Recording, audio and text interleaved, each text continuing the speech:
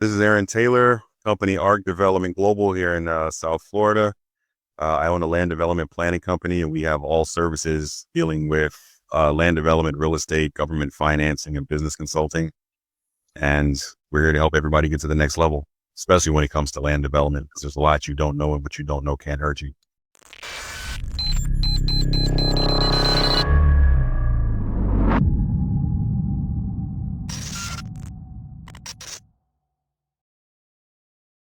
Hey, it's Kellen, and today on Diversified Game, I know you heard in the beginning land development, and I know if you've taken an Uber in California or South Florida, your Uber driver probably says, "Hey, I'm a real estate agent, I'm a broker, I do land development," but this is a lot different. This is schooling, this is training. This isn't just I woke up one day and said, "I got a deal for you." Aaron's going to give us the game on how do you get in to what he does at the level that he does it at.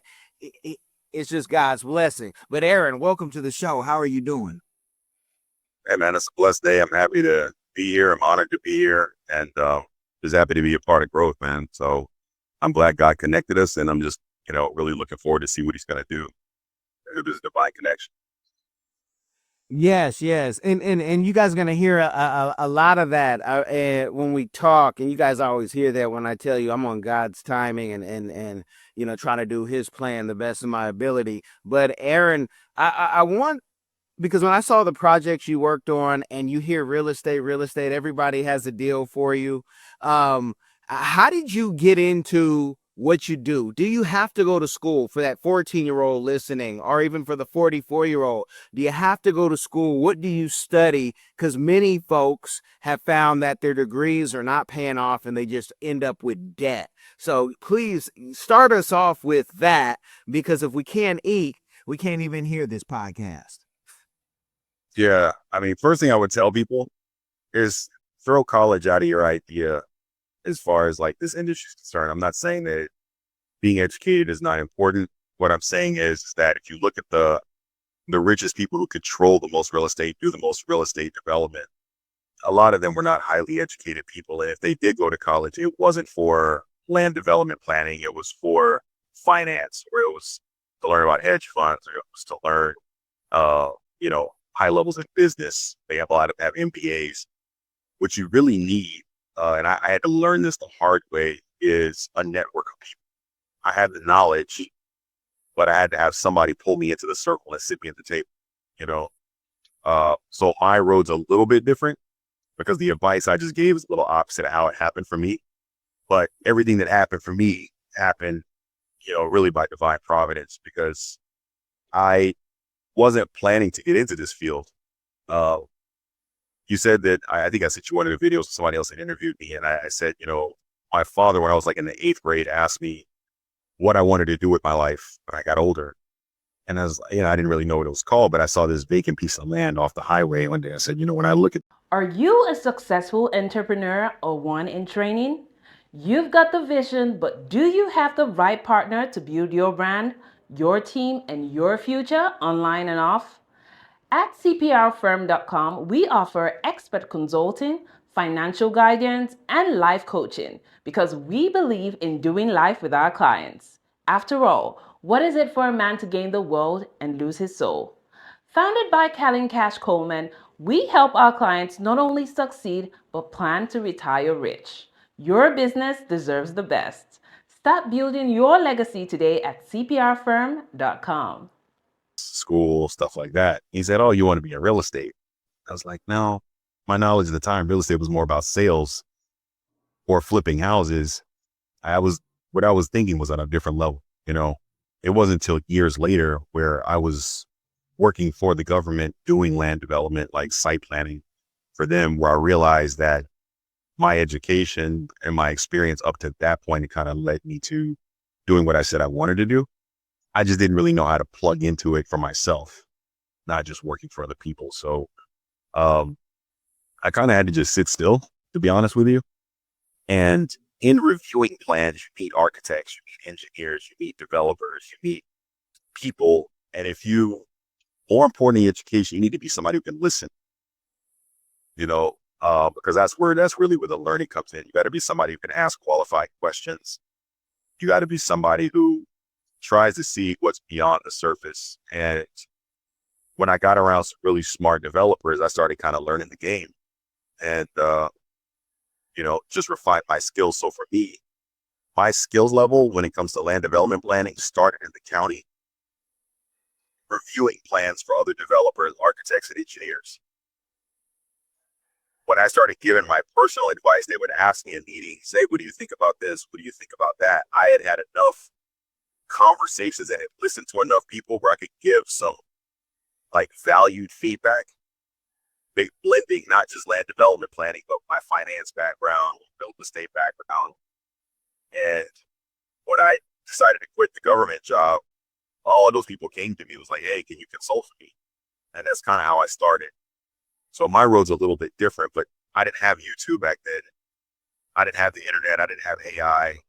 The world can move so fast. The way people connect today, you're connected down in Africa. There are people in Africa that are trying to build up different parts in different countries. And what I do is transferable anywhere. But this is the first time in history where technology has kind of leveled the playing field for the average person to get into it. So that's what I would tell you. And I would tell anybody, I think some of the biggest stumbling blocks I've seen for some of our people who have money, it's like, oh, I want to be a developer. I want to build this apartment complex or whatever. This is not a gate. You want to start. If you have no experience, you need to connect yourself with somebody who's done it before that has a track record, because what you don't know really it can be a huge hole that you can't climb yourself out of financially if you don't really know how things work. So I hope that answered your question. It did. And I want to even go in because you talk about the finance, but yeah, especially for the folks who are about to go to school or are going to get into school, to get a county job, and there's only so many of those. Did you have to have a college degree to even get that job to get your foot in the door? Yeah, I did. But my degree wasn't in planning. It was in business. And this is why I said it was a God-led thing, because I was actually waiting tables at the time. Like every other college student, you're finished school, you think you got this job's waiting for you, but they're not. So you're doing temp agencies and just trying to get your foot in the door. And a lady came in and was a frequent and said, hey, have you ever thought about land development planning? I didn't know what it was. She explained it to me, and I honestly, I still wasn't interested. I still wanted to be in finance, working like a hedge fund or something. But, sometimes you realize that what you're pursuing in life, if you keep hitting a wall, maybe sometimes God is telling you not now.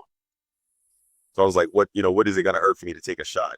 You don't know what opportunity is going to open up you're going to meet. So make a long story short, I actually started off as an intern there.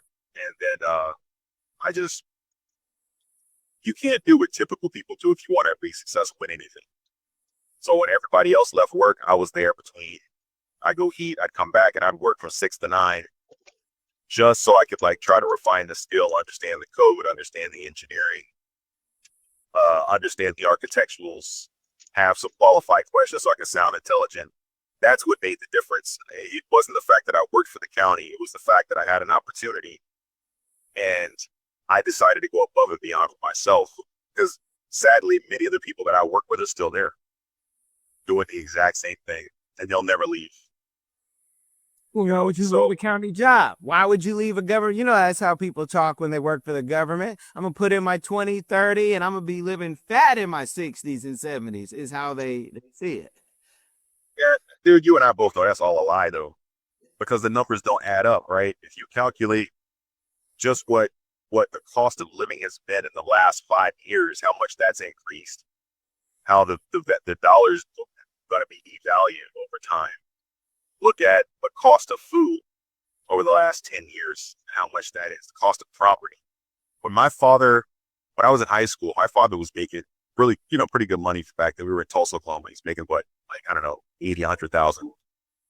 Dude, their house that we lived in was a 4-bedroom house on a pretty big piece of land. It was like 110,000. And my mom was a teacher, so she was making say maybe 35 or 40 grand. So together, the house and their expenses were equivalent to a year's pay between two people. Where I live today, where you live, right here in South Florida, the average house, and I say average, is about 4 to 5 times what the average person makes. So if you own a home, your disposable income today, if you have any left, it doesn't get you anything by working for a government job because you're stuck, right? You got a fixed salary, expenses have gone up, you're only getting a 3% increase per year, cost of living increase per year, and the average cost increased living expenses down here between 12 and 15%.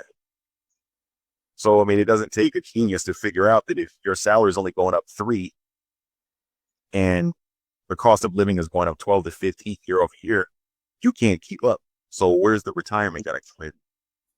That's why you see so many people at Publix. And I know if it's, you and I live in a similar area, you see guys in their 70s and 80s at Publix bagging groceries again, not because they want to, but because the money they thought they were going to have in Social Security and, Medicare, Medicaid, retirement was going to help them live a decent life. And they can't even pay the bills. And that's the really sad part of it. They convince you that these government jobs are stable and they're going to take care of you, and then they don't. It's not enough. It just isn't enough. You've tried it your way, but you're still in debt. Or maybe you're doing okay, but want to invest smarter, grow faster. MillionaireX.ai gives you real step-by-step strategies to ditch debt or stack wealth. Stop dreaming and start planning. Visit MillionaireX.ai today. I want you to be the next millionaire next door. Ooh, that's going to be a highlight because it used to be people would say, hey, if I can get $1 million in retirement, which again means you have to invest. It just doesn't come. But, Right. $1 million right now is not what it used to be. And my elders who are 78, they're saying, hey, if something goes wrong, you might need $150,000 a year in healthcare. It's like, and I have people, George Dubeck, who I can quote because he says that all the time. He's like, I'm just letting you know, getting into your 80s almost is, you want to be prepared. Yeah, man. Yeah. Um, here's the thing. And the older I get, you don't realize until you're a well-traveled man, way more than me. When you travel and your eyes are open, you're always looking for progress. You start seeing how we've been trained and conditioned to believe the propaganda that was sold down to us. Go to school, get a good job, right? I call it the slave mentality. And I don't know if this is gonna ruffle some feathers, but for our people, Black people, I think it hit us even more, especially when the government started employing people, like back in the 70s and 80s. Is this slave mentality, like, oh, go get a good job, go be comfortable. And it's like, oh, it is a great life. Don't get me wrong.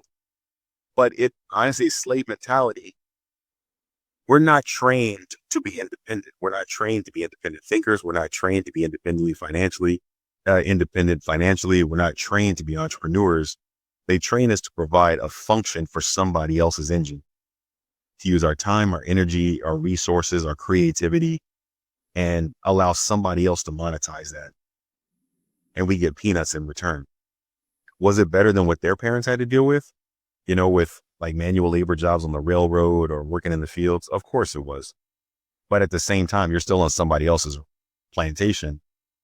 And that's why they push it so hard, because your parents can only give you the best advice they had, right? So my parents were working class people. First thing they said, go to school, get a good job. Never, ever was a conversation about entrepreneurship or owning a bank or, owning a real estate company, because that was the limit of their mindset at the time. They went to college, they did better than everybody else. My sons are going to go do the same.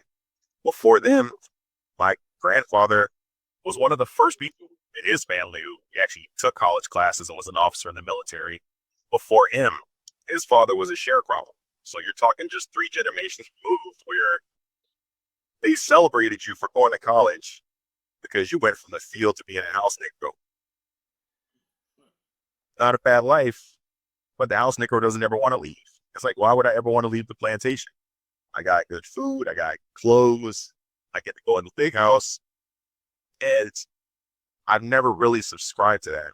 I think you use the system to get where you got to go. But if God gave you a vision for your life, right? It doesn't matter how much money you make. You're always unsettled because you know you should be doing something with the skills and gifts that God gave you. That's not how the system was set up for us. It was set up to pigeonhole us into simply being a cog in somebody else's engine. And I've never liked that. I've always, even though I had lots of jobs, I've done everything you can imagine, not as many as you that I found out. But my goal was always, what else can I be doing? How can I make an impact? Like, how can I have my own? How can I be my own master? Why am I going to be satisfied with somebody giving me a fat retirement? I want what that guy's retirement looks like. How come I can't have a golden parachute? Why can't I fly in a private plane? And it kind of isolated me, to be honest, for most people, because a lot of people around you are like, why are you pushing so hard? Why can't you just be comfortable with what you got? You made it. You live in a nice house. Your kids go to good schools. Like, why are you pushing so hard? I'm pushing for purpose, man. I'm pushing for purpose. If the master decides to let you go, you put all your hopes and dreams in the faith of somebody that only sees you as a number. I put my hope and faith in what God put in front of me. And the only thing that can stop me are, economic circumstances that are outside of my control and death.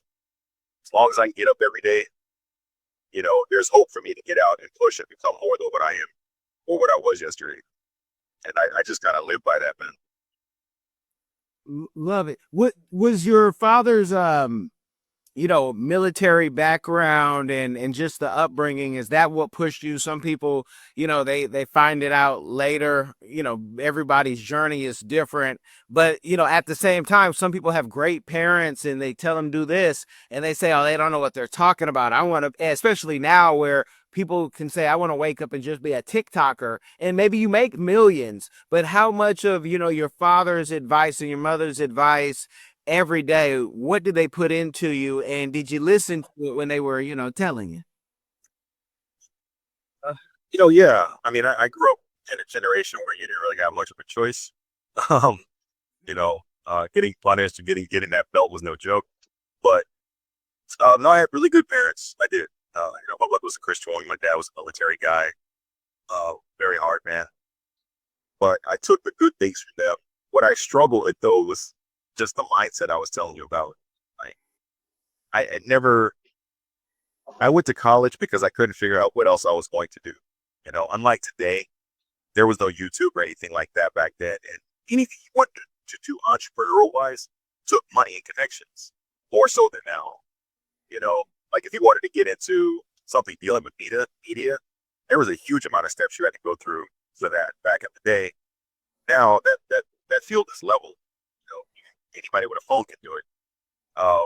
So I did listen to them because after a while, you start bumping your head trying to do your own thing. It's not working out. It's just like, you know what? Let me at least try. Right. So I went to college, tried to do the college thing. Still really wasn't feeling it because I felt like I was being put in a place where once I finished school, I was put in a pigeonholed to some extent.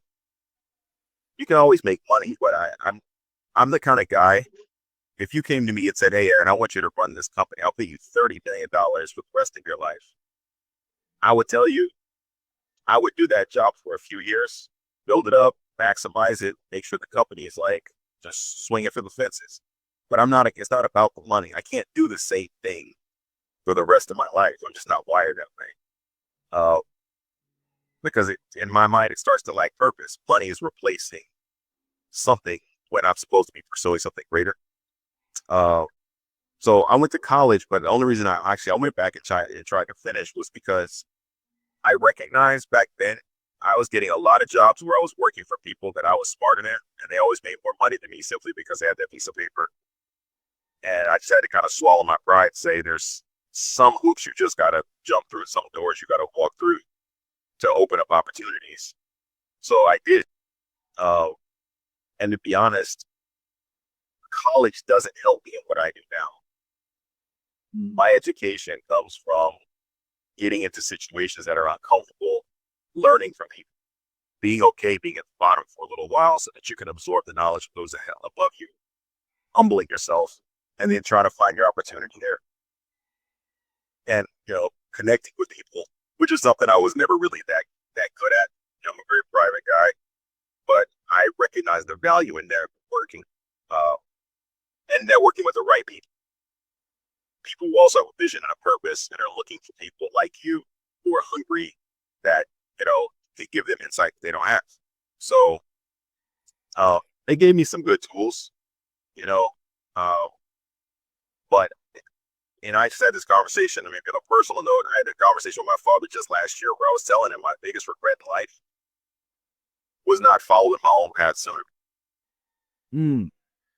Yeah. His. Like, he gave me great advice, but it was good advice for his generation and for how he likes to operate. He's very comfortable working a really good job for life.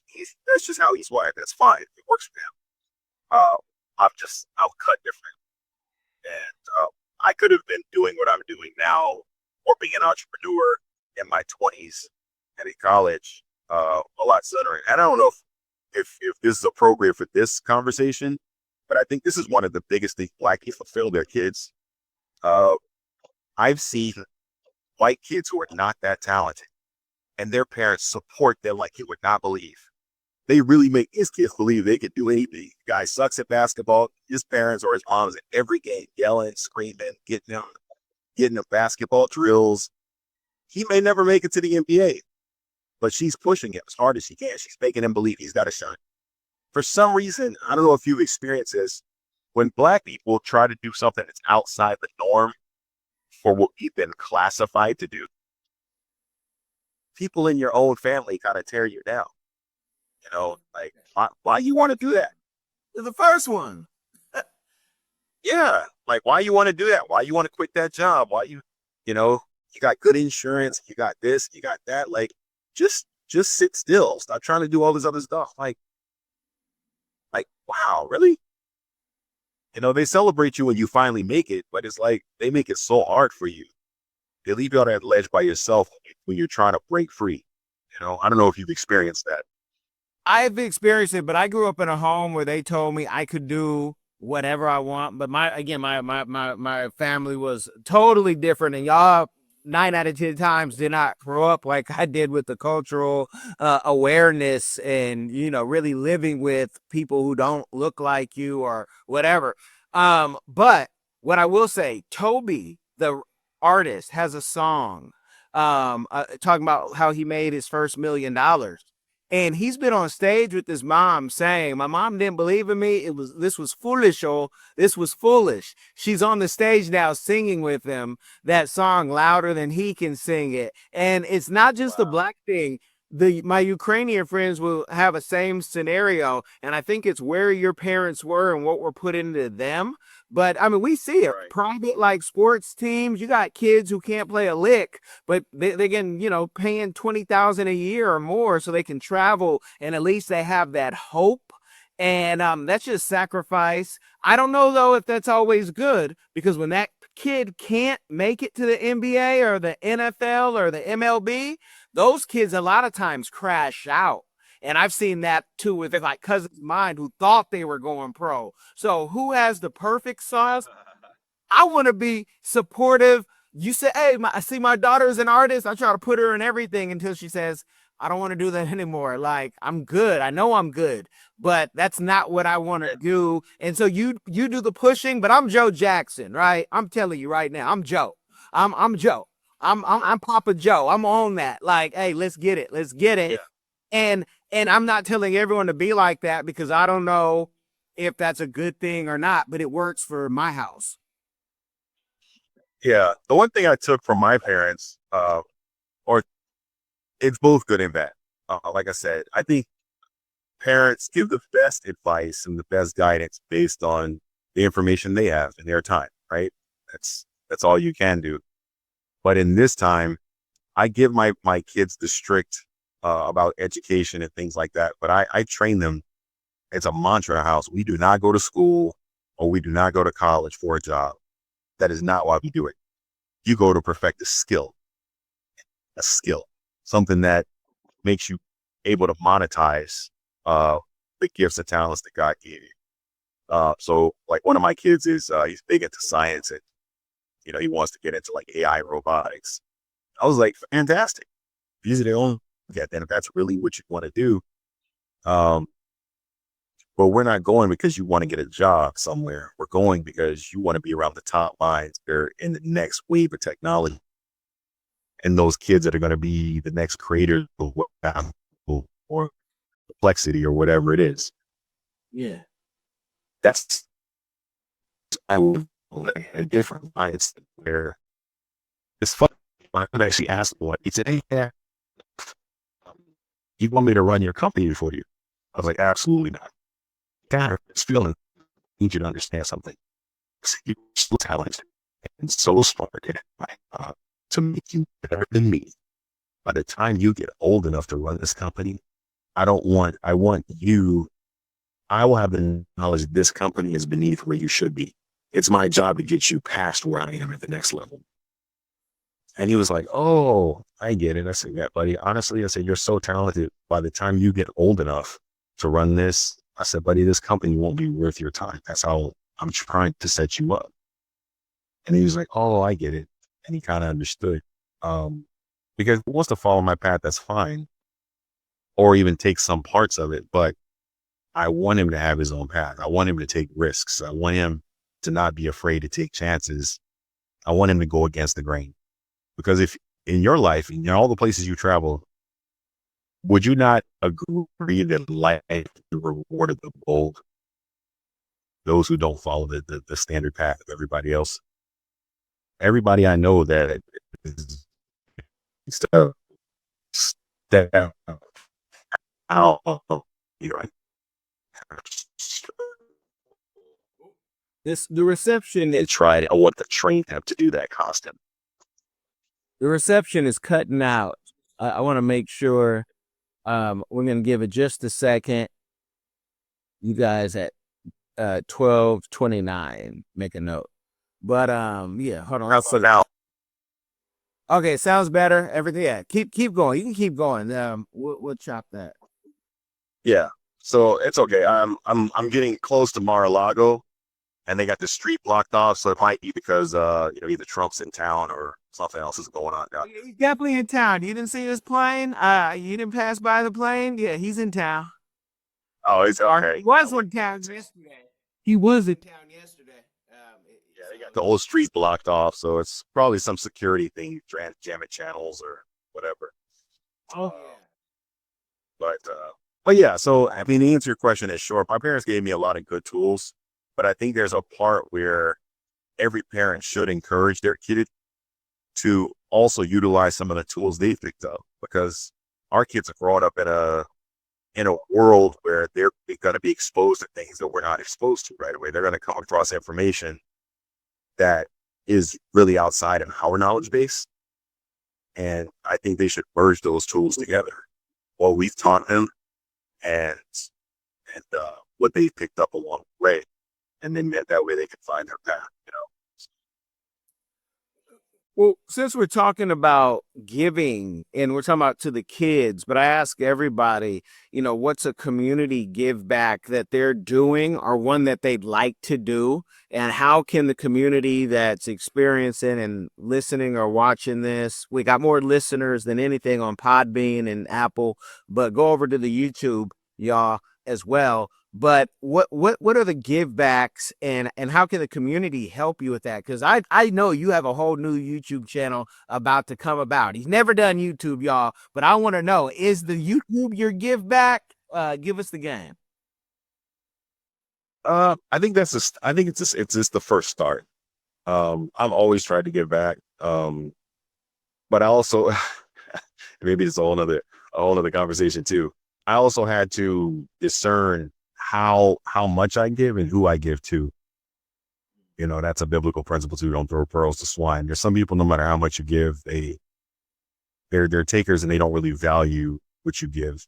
I think the first thing that we can give back is knowledge and education and give people a path forward, right? Some people, it's like they have the heart, the mindset, and the discipline to want to get out. They just don't know which direction to take. So by starting a channel, there are millions of people out there, but maybe I can touch a few of those people that feel like they're stuck, or, I did want to try that, but I don't know where to go. Or, hey, I play pro sports. I got money. I'd love to get into real estate, but there's so many vultures out there. I don't want to risk getting screwed, or I got screwed before. I still think it's a good investment. Like, I need guidance and education. So my way of giving back is giving back to those who really want to make a difference in their life and are willing to put in the work to do so. And some of that is just showing up, and then secondly, obviously monetarily, my ultimate goal would be to start cash flowing some larger affordable housing developments through private equity groups or private investors, and being able to build things without the banks. Because when you get financed, first of all, the process of getting financed for those kind of housing projects is already a process in itself. But when you can eliminate interest rates, when you can eliminate the cost of you live down here, so the cost of homeowners insurance or property insurance is absolutely insane down here, which is sometimes what kicks viable projects out of the fray. Like, it no longer makes it viable when I have a guy that I know, he has a apartment building, and his insurance went from like $50,000 to $80,000 a year in 1 year. And by law, you have to have it if you have it mortgaged.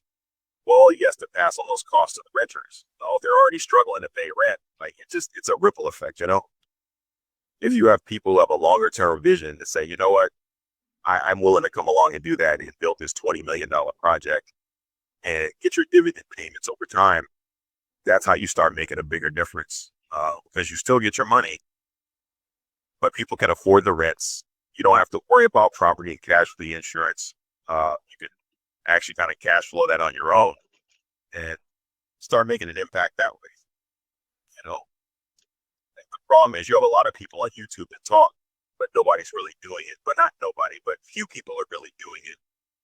And one thing that's always upset me, I think we spoke about this. I grew up in the area where the Black Wall Street was for part of my life, and we control so much money in this country, yet we own very little. And that's always something that bothered me. So as far as giving back, if God would bless me in this time while I'm here to get together a consortium of people that are okay investing in communities and, not seeing immediate returns. Because, to be honest, if you had $1 billion a day, if you try to build an apartment complex, it's 3 years. From the time you do all the plans, get all the approvals, and actually do the construction, it's 2.5 to 3 years. That's just the way the process is. But long-term vision, I think that's how we start helping our community. That's how we take back. Why are we financing banks? Or, at 11, 12, 13%, when we have guys who are rappers or business owners or athletes who have money sitting there doing nothing, or they invested in banks and take it anyway. Like, it just doesn't make any sense. We don't have any faith in one another. And I think that you're a lot more powerful than the government and the U.S. makes us out to be, which is why they keep us so divided. Well, you had said something, and I won't mention everything in our private convo, but you had told me that, even being from Oklahoma, they didn't push that education of Black Wall Street and the horrific, thing. They didn't push it down everybody's throat. And I'm paraphrasing because I don't give like private conversations unless I feel like, that's needed. But it's the education, like the exposure. If I don't expose you to what I did, you might think I'm a saint or a devil, depending on the story that I tell you. And a lot of us don't know our story. We don't know where we come from. We get into battles of, I'm Indian, not understanding that your people might have been in slavery with the Indians, right? And so that has a lot to do with it. So that's why I travel so much and bring my kids and my wife. So they can get out that matrix thinking, because even when we were in Ethiopia, and I knew it before because of Gina, Jennings. I was like, what are they trying to hide from us? With the Ethiopians have had an older Bible and it's longer. It's more than 66 books. But as descendants of people who, were brought here by force, they only gave us the slave Bible to start with, if we could even read. And then they start telling you again every year. And that's why I picked the school that, we picked if they wanted to go back to school, because I don't want you to hear that you were a slave every year. That's not the truth in your history. Even if both of your parents are from here, that's not where our history starts. So it's that exposure. And so I don't know if you want to tell the audience when you learned about the Tulsa massacre, but that was kind of like surprising to me. Like, well, I would have thought they would. Oh, yeah. Cool. Yeah, so for all the viewers out there that may not know about the Black Wall Street, that was in Tulsa, Oklahoma, Kansas City. We had the most deaths per capita in one street anywhere in the country at the time, and it was completely destroyed for riots, like race war kind of thing. And I lived just a few miles from that when I was in Tulsa growing up. I did not even hear about it until I was in college. And, those things started opening my eyes. My family's part Native American. And when you read in the history books about Native American history and Black history, it's not nearly as extensive, right? You got like one page, a couple paragraphs that describes a couple of wars and slavery, but it doesn't go into the depths of really what that was. When you talk to the elders in my family, you find out that, there were no treaties for a lot of that stuff. The U.S. government came in and killed people at random because they were on land that they wanted, or because they couldn't barter with them for skins that they didn't need or whatever it is. So they just eradicated them horrifically. And you don't read about that stuff in history books. So America's always painted like this white knight in this, we stand on this, moral, elevated plateau above the rest of the world. But our country was formed in rivers of blood. We just had better PR and kept people ignorant and kept us fighting each other. So if it's not the blacks, for why is it the KKK? You notice that among the rich, I've noticed this as I've gotten older, even if people are opposite sides of the lines, people who are multi-billionaires around the world all still work together. Because that's how their commerce flows. That's how their business flows. They're not engaged in fighting, because it affects their money. That's only meant for poor-minded people. And as long as they got us distracted and robbing us of our history, and they blunt. And to some extent now, there's one things I do thank the internet for. If your kids don't know anything about Black history, that's on you. Because you can literally type in, my wife was actually better at this than me. I look up random things about Black history all the time and make my kids watch the video. Stuff I didn't know. So today, if you don't educate your kids on that, just watching a couple clips a week, that's on you, dude. You want to be ignorant. You want to keep them enslaved, and you want to be enslaved. I have no patience for those people. That was that. Yeah.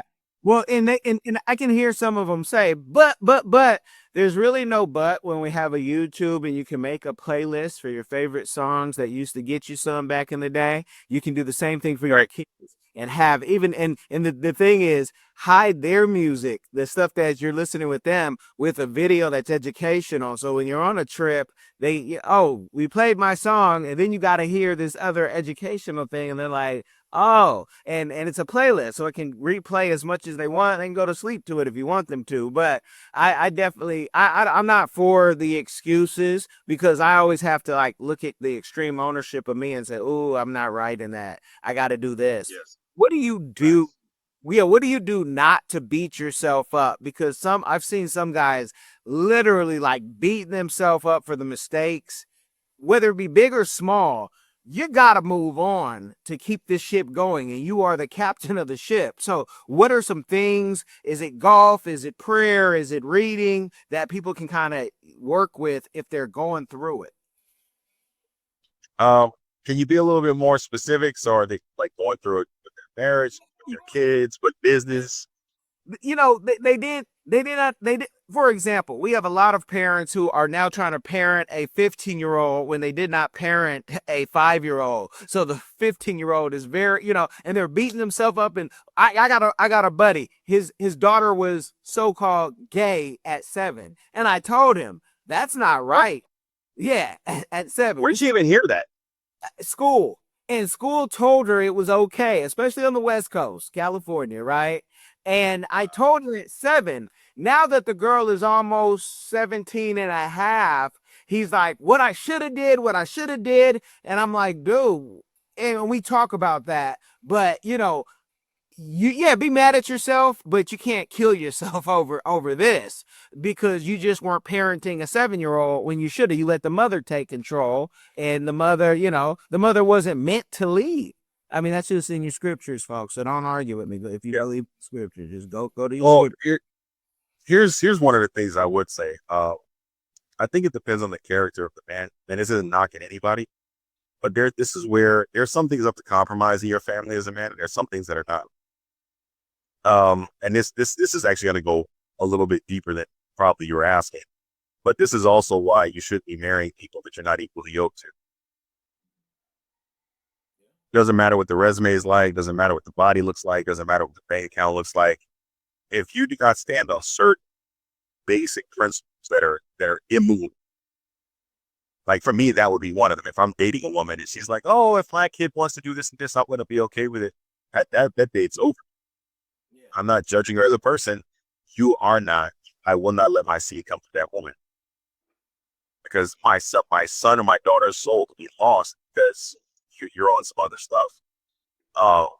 It's not a judgment. If that's how you want your kids to be, that's fine, but not my seed. And so that's first. This is why guys are being so careful about who they date and who they want to get involved with, and the same thing with women. But the second mistake is you need to be a guy that's okay being unliked. Some guys will say stuff just because they're worried about what their wife's going to say, or she's not going to give me any, or it's going to be tension in my house. We're talking about the life of my child. I'll walk away from this marriage in a heartbeat. That's what there's some things that are just not up to compromise. That would have been one of them for me.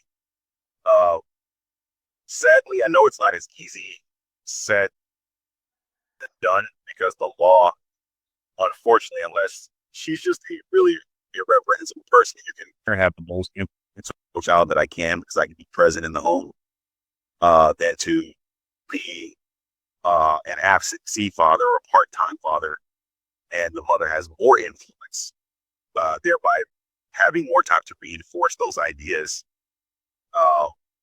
That's a tough call, but that's why I think men need to be really, really discerning about the kind of women you decide to marry. And then second, you have to have an open dialogue with your kids. My son came to me. He went to a school that was progressive, which we took him out of. Said some kid at his lunch was talking about there were 16 genders. And I said, well, what did you tell him? He said, I told him that there were only 2. He kept arguing with me. I said, well, buddy, technically there are 4, and I'll explain.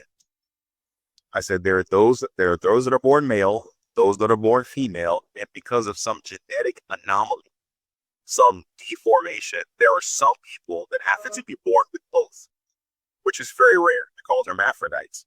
Or there's some people who were born with neither. Once again, a genetic deformity.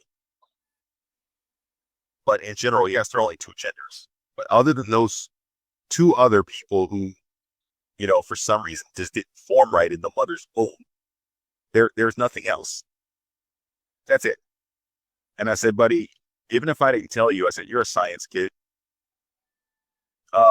If Daddy never told you that there were just 2 genders, you know that for yourself, right? He's like, yeah, I kept telling him. He kept arguing with me. I said, there's nothing to argue, buddy. People can believe what they want to believe. You stand up what you stand on. After you said it twice, move on. And we move on. And I've even lost, I wouldn't say lost business, because truth be told, this business I don't want. I teach my kids to respect everybody. So whatever your affiliation is, we're here to do business. I'm here to do business. I'm here to judge you. That's between you and God. I'm not here to beat you down or, shake you or anything. That's your life. We do business. We move on. But people tell me, oh, you can't say certain things, or the LGBTQ community is gonna affect your business. And I remember smiling in the camera at the time. I was like, anybody who doesn't want to do this for me because I stand on godly principles, it's not business I need. Have a nice life. Anybody who walks out of my life because I stand on certain things, God will replace them. They weren't meant to be there anything. Good riddance. Have a nice day. And then I think that's where most men have lost it, where God forgive me, I don't know if I can say this on your podcast, though. Most men do not have balls, intestinal fortitude, or a spine today. And it's been systematically, since the 50s, maybe 60s. The U.S. has done a really, really good job at trying to undermine the authority of men, even down to TV. Men nowadays, a lot of times, these bumbling idiots, they can't do anything without a woman in their life. It's always keeping them in line or training them, so whatever you want to call it. Since when? No, that's wrong. We need to learn to convert males back to men. Just because a guy's got a Johnson and a pair of balls and he can father a child doesn't make him a man at all. We have a lot of little boys that are having kids and getting married, and they look like men on the outside, but they're literally little boys.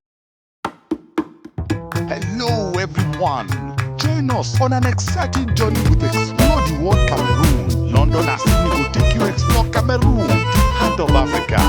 Experience the vibrant culture, nature and traditions from Yaoundé market to rainforest adventures. Every page na new discovery. Join the Cameroonian food, music and wildlife with our explorers.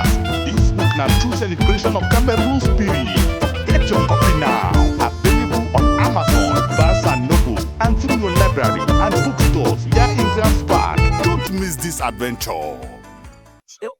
And that's why I could go and do a Joe Rogan podcast on that, but you guys are going to hear more of this game because I'm going to let the cat out the bag. God willing, today, Aaron will have his channel. So by the time this goes up, of course, I'm going to have the links in the description. But if he could be consistent in giving this is what the internet needs. It's hungry for, because a lot of men did not grow up with a man, or if they had one, again, he's talking about the kind that you just said, who didn't have the heart to say, hey, we don't do that here. I was raised different. I was raised better. And you got guys, and guys will tell me who've been married, and they have, their stuff together, regular guys, whatever. And they'll say, I'm scared of this woman taking half. I don't want to be Bezos. But you can't be scared to lose anybody in life because anybody, you got to stand on something. But can you give them a snippet? Just a snippet. You just did. But what will be the focus of your channel for those who say, I need more of this? A lot of it is just, and actually that's going to be part of the channel title, Unapologetic. You stand on certain things. And I'm not talking about people who stand in arrogance or pride or just everybody's got an opinion. I mean, you stand on sound principles and you're not going to move no matter what happens. I'll give you an example of, that term, happy wife, happy life. I've always hated that. I even told my wife that I hate that term. My wife hates that term. I was like, oh, that's not right. Because the reality is, should a man strive to make his woman happy? Of course. Any man who loves his woman is going to be happy when he makes her happy. But that should not be your focus. Your focus should be your God-given purpose. Her focus is also supposed to be your God-given purpose. That's why God created Eve. So when I, talk to certain Christian women and they're like, and they say stuff like that, or I listen to Christian men say, oh yeah, I don't even know what goes on in my house. My wife takes care of all of that stuff. I'm like, what? What? Like that's so out of order. It's not even funny. You were supposed to be the head, and she is supposed to be your support. That was the sole reason God created her. I called you to be a helpmate. How is it you're going to be a helpmate to a husband as a Christian woman, in quote unquote, and you come in with a laundry list of stuff you expect him to do, and you're not supposed to do anything? You're not supposed to submit. You're not supposed to listen. You're not supposed to take direction. You're not supposed to pay attention to where his direction is going. And I'm not saying, if you're the kind of woman who did marry a godly man, I can understand that apprehension, right? Because you could be following an idiot. You need to have your own mind. But if you follow a godly man and you believe him to be so, then he has got to be willing to give his life for you. You need to be willing to submit your life to him. That's the symbiotic relationship. If you cannot do that as an independent modern woman, Christian otherwise, you're useless to a man. You should not be getting married at all. Yeah. At all. So the people I'm catering to is really, I'm talking to a lot of men because I'm a man. I can't speak to the female experience, but honestly, I'm talking to both. Because I see so many videos about women talking about, oh, we're all the real men at. Are you qualified to have one? Or do you really know what that means to be with a man of purpose? Like, do you really know what that's going to be like? And what those expectations are? Are you willing to humble yourself? I don't care if you're more educated than him. I don't care if you got more money than that. That has nothing to do with authority and order. If you believe this man to be the one that God chose for you, why would you not want to submit to that? And if you can't, that's another issue, and that's a whole nother podcast. What have you been doing to deal with the trauma of why you can't let that go? Is it because you didn't have a dad? Is it because you had an abusive dad? Was he not around? Let's unpack it. If not, then stop coming in here with a wish list and expecting men to bend to your will. That was Adam's first mistake. Remember that in the Genesis, it said that. It says after God had told the woman when he cursed her and said, hey,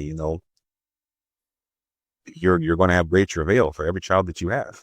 After he finished going through the list of the things that she was going to have to endure, he turned to him and says, now you can almost hear the irritation in the scripture. He said, because you hearken unto the woman I gave to you instead of my commandment. The order was flipped. She was meant to be your helpmate. You took her commandment over mine.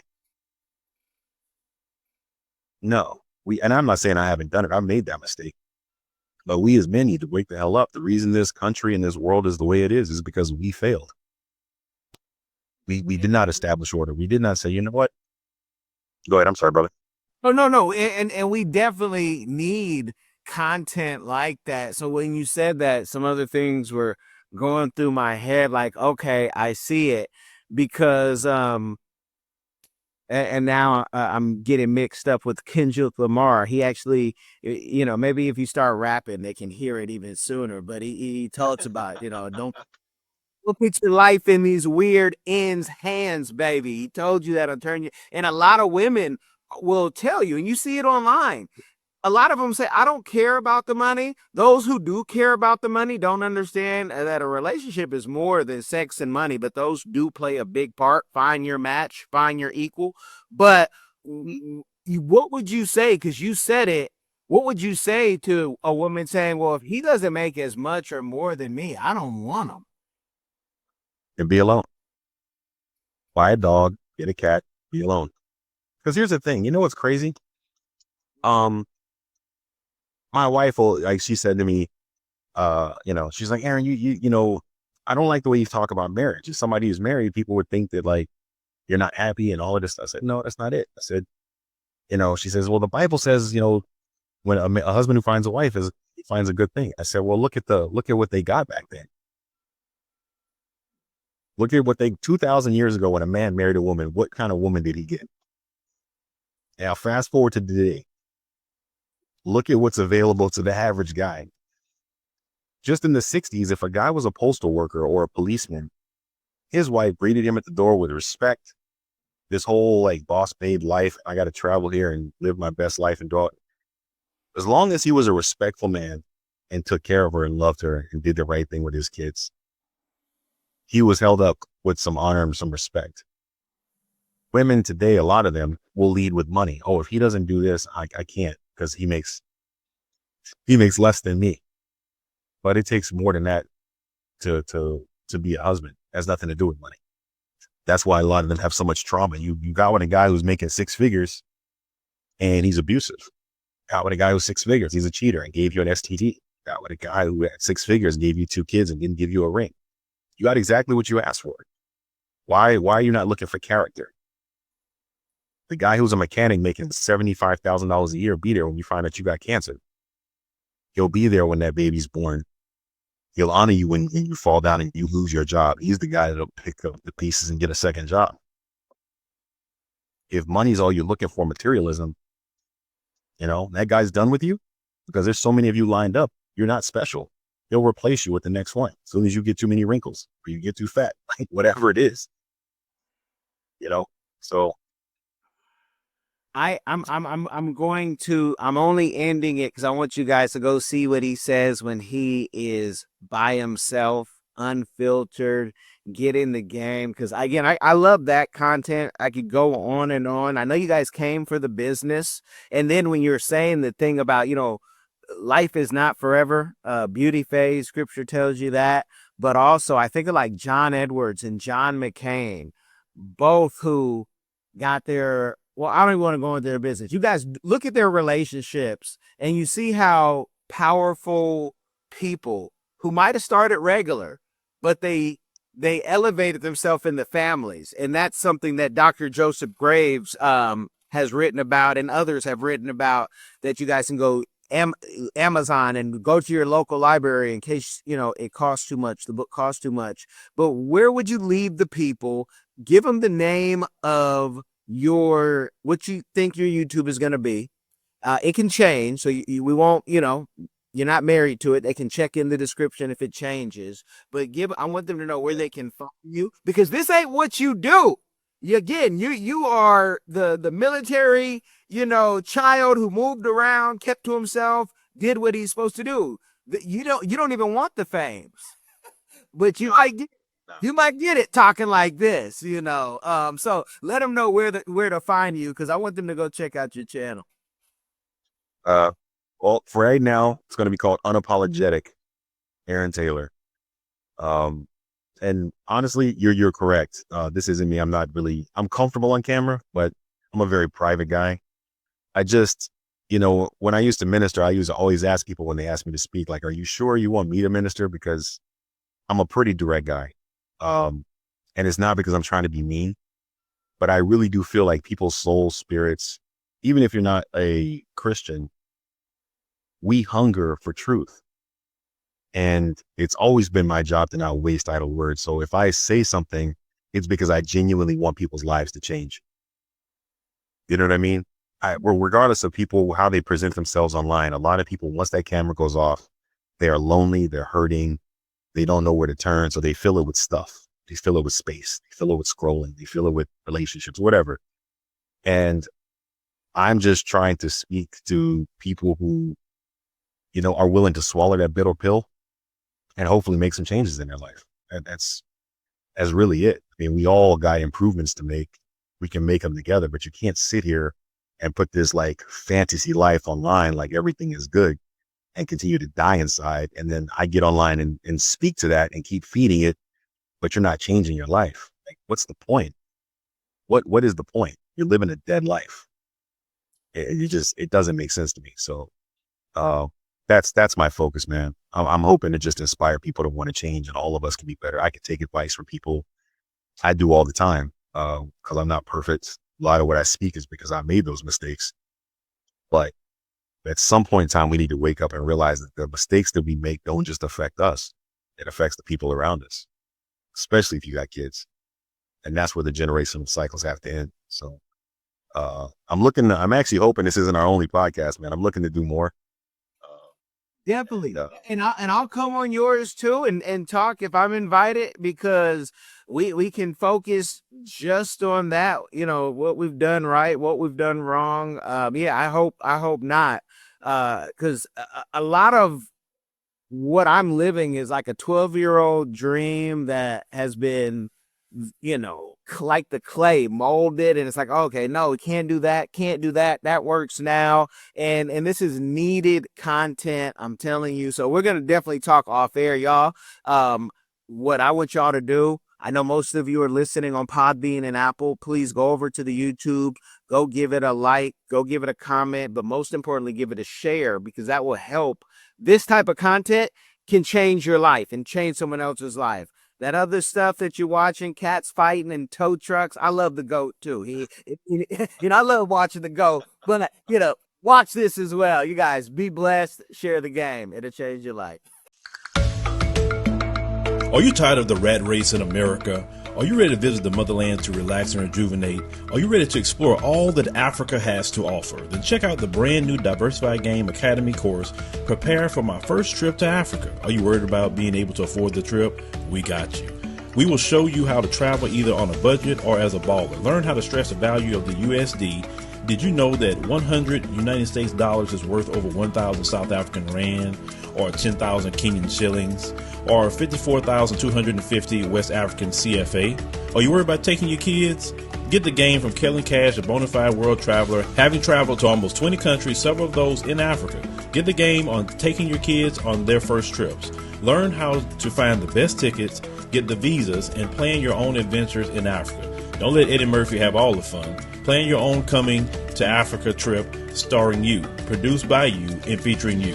If you are ready for a life-changing experience, sign up for our course today, Diversified Game Academy. Get prepared and purchase at diversifiedgame.com. Hi everyone. Have you ever been curious about visiting Africa? Which African country were you interested in? Kenya, Nigeria, Uganda, South Africa, Ethiopia? Which country are you interested in? My good friend, Kellen Cash Coleman, came up with a course called My First Trip to Africa that'll guide you through this process. It's only $20, and in this course you'll learn about passports, visas, vaccinations that you need before you go there, as well as a budget, how much the trip is going to cost. He also talks about what you should pack, what you should take with you, how you should travel on a budget. Did you know that $100 is worth 1,000 South African rand and over 10,000 Kenyan shillings? So imagine what you can do with $100 back home. I say back home because I'm from Sudan, I'm African, I already know how it's like. I know that, when you convert Canadian and American money, it goes a long way when you're traveling across Africa. So if you're curious, if Africa is a place that you've always wanted to go, always wanted to move there, Kellen Cash is the person to ask. Check out the course. There's a little preview you can listen to before you actually purchase it. If you're interested in this course, visit www.diversifiedgame.com. Don't miss out.